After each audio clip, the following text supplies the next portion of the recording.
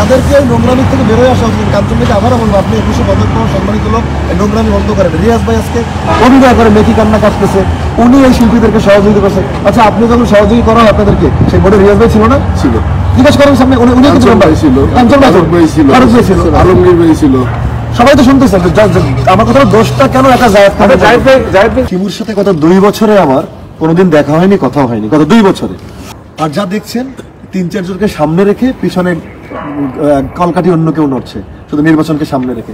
আমার পপুলারিটি 2 বছর দুইটা নির্বাচিত হয়েছে দেখে। আর এটা কিন্তু সহযোগী করা কিন্তু হয়েছিল 2017 সালে।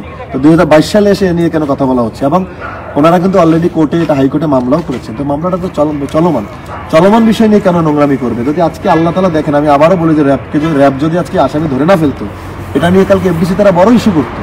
এবং দেখেন যা কিছু হচ্ছে শুধু নির্বাচনকে ইস্যু নিয়ে। আমি আবারও বলি, রিয়াজ ভাইয়ের মতো সিনিয়র মানুষ মেকি কান্না কাটতেছে অভিনয় করে। এই রিয়াজ ভাই 2017 সালে আমাদের সাথে থেকে এই সহযোগিতাকে যাচাই বাছাই ছিল। এই ইলিয়াস কাঞ্চন ভাই ছিল। শিমু রিয়াজ ভাই নায়িকা, জামাই ছবির নাম হলে জামাই শ্বশুর। রিয়াজ ভাই শুরু করে হয়েছে,